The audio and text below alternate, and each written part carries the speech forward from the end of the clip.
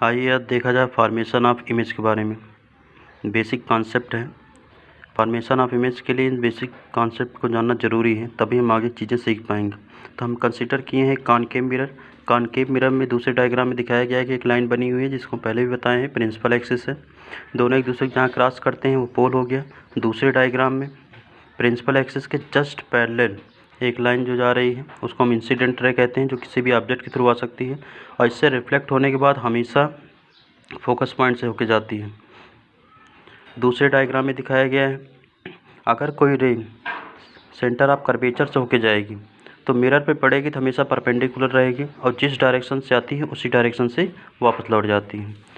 Next diagram में दिखाया गया है कि अगर लाइट रे फोकस पॉइंट से होते हुए आती है तो मिरर पे पड़ने के बाद हमेशा प्रिंसिपल एक्सिस के जस्ट पैरेलल रिफ्लेक्ट होती है।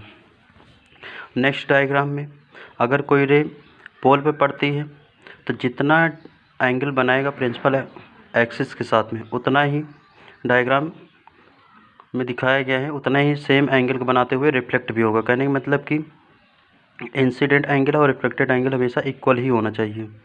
पोल के लिए है कि जिस एंगल से आएगा प्रिंसिपल एक्सिस के साथ बनाएगा उतने ही सेम एंगल के साथ में रिफ्लेक्ट भी होती है। तो इन्हीं सब का एक साथ अगर कलेक्ट कर लिया जाए तब देखा जाए इमेज हमारी कैसे बनेगी। कॉनकेव मिरर हो गया, प्रिंसिपल एक्सिस हो गया, इसी प्रिंसिपल एक्सिस पे सेंटर ऑफ कर्वेचर के जस्ट पीछे एक ऑब्जेक्ट रखा गया है ए बी। इससे निकलने वाली रेस एक तो पैरेलल होकर जाएगी प्रिंसिपल एक्सिस के, रिफ्लेक्ट होने के बाद हमेशा फोकस पॉइंट से होकर गई। दूसरा कंसिडर किए हैं कि सेंटर ऑफ कर्वेचर से होकर जो जाएगी तो ये हमेशा परपेंडिकुलर ही रहती है, जिस डायरेक्शन जाती है उसी डायरेक्शन से वापस लौट जाती है। तो इस तरीके से हम देखेंगे यहाँ से जो रे आ रही है और ये वाली रे दोनों एक दूसरे के जहाँ क्रॉस करती हैं तो उसी पॉइंट पर ही हमारी इमेज बन जाती है।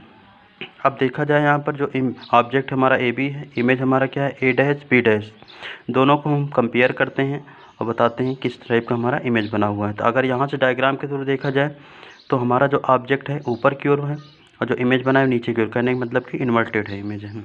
और कैसा है, रियल है और स्मॉल है।